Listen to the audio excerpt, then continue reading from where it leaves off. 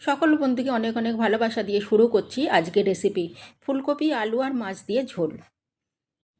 ফুলকপি এইভাবে কেটে নিয়েছি, আলু কেটে নিয়েছি এইভাবে ডুমো ডুমো করে, টমেটো দুটো নিয়ে নিয়েছি, কড়াইশুঁটি নিয়েছি আর দুটো কাঁচা লঙ্কা চিড়ে নিয়েছি। 4 পিস মাছ নিয়েছি, দিয়ে দিলাম হলুদ গুঁড়ো, লবণ দিয়ে দিলাম, হাতে করে ভালো করে নুন হলুদটা মাখিয়ে নিয়েছি মাছের মধ্যে। এবার একটা কড়া বসিয়ে দিয়েছিলাম, গরম হয়ে গেছে, তার মধ্যে দিয়ে দিলাম সর্ষের তেল আর দিয়ে দিলাম অল্প লবণ।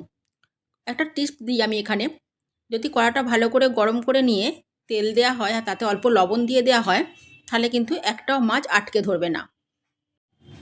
মাছগুলো কড়ার মধ্যে দিয়ে দিচ্ছি। আমি 4 পিস মাছ নিয়েছিলাম, সবটাই দিয়ে দিলাম কড়ার মধ্যে। এবার আমি লাল লাল করে মাছগুলো ভেজে নেব। দেখুন একটাও কিন্তু কড়ার মধ্যে কোনো আটকে যায়নি, আমি সব মাছগুলো লাল লাল করে ভেজে নিয়েছি। এবার আমি তুলে নিচ্ছি। এবার কড়াইয়ে তেলের মধ্যেই, মাছ ভাজা তেলের মধ্যেই আলুগুলো দিয়ে দিচ্ছি। আলুগুলো একটু লাল লাল করে ভেজে নেব। প্রথমে আলুর মধ্যে দিয়ে দিচ্ছি অল্প পরিমাণ লবণ, দিয়ে একটু লাল লাল করে ভেজে নিয়েছি। এবার এর মধ্যেই ফুলকপিগুলো দিয়ে দেব।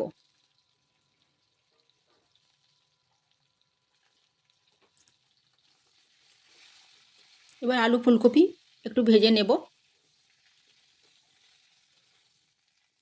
এবার আলুগুলো তুলে নিচ্ছি, ফুলকপিটা আরও একটু ভালো করে ভাজার জন্য।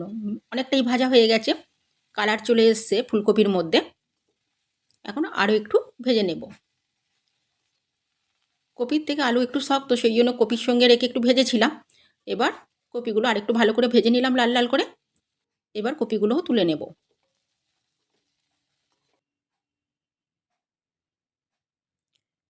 ফুলকপি আলুগুলো বেশ ভালো করে এখন ভেজে নিয়েছি। এবার কড়াই এই তেলের মধ্যে আরও অল্প তেল দিয়ে দেব।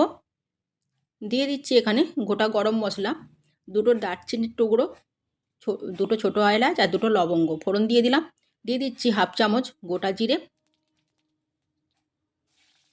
দুটো কাঁচা লঙ্কা চিড়ে রেখেছিলাম সেটা দিয়ে দিলাম, আর পেঁয়াজ কুচিগুলো দিয়ে দিলাম।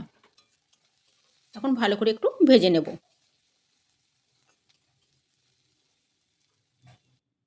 পেঁয়াজটা একটু ভালো করে ভেজে নিয়েছি। এখন এর মধ্যে দিয়ে দিচ্ছি 2 চামচ আদা রসুন বাটা। আদা রসুন বাটাটাও একটু ভেজে নিচ্ছি। এবার এখন দিয়ে দিচ্ছি, আমি অল্প পরিমাণ কড়াইশুঁটি নিয়েছিলাম আর নিয়ে নিয়েছিলাম দুটো টমেটো, সেগুলোও দিয়ে দিলাম।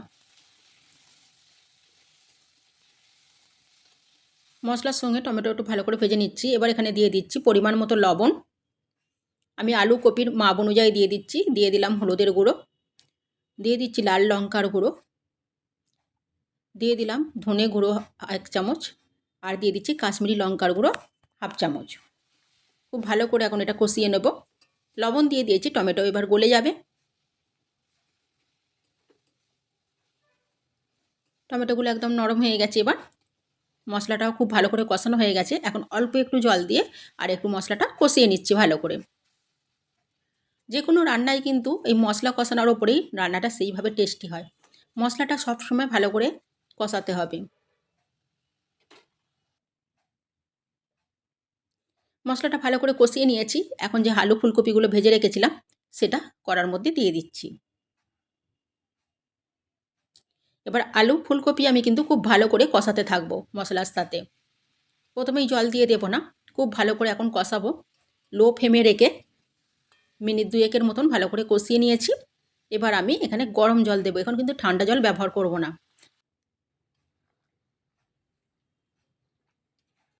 এখানে ঠান্ডা জল দিলে রান্নার স্বাদ কমে যাবে। এখানে গরম জল দিয়ে আমি এখন 5-7 মিনিটের জন্য চাপা দিয়ে রাখলাম। চাপাটা খুলে নিয়েছি, 5-7 মিনিট পর ফিরে এসেছি। এখন ফুলকপি আলু অনেকটাই সেদ্ধ হয়ে গেছে। এখন এবার এর মধ্যে মাছগুলো দিয়ে দেব।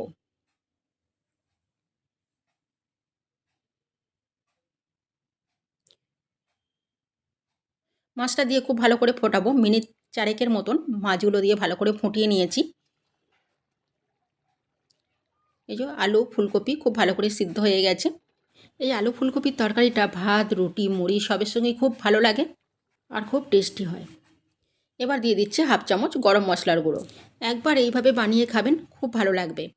আর এটা আমি এখন রান্নাটা হয়ে গেছে, আমি তুলে নিচ্ছি অন্য একটা পাত্রে। ঠিক এই রকম দেখতে হয়েছে। আর কেমন লাগলো জানাবেন বানিয়ে খেয়ে। সকলে ভালো থাকবেন, সুস্থ থাকবেন আর সাবধানে থাকবেন।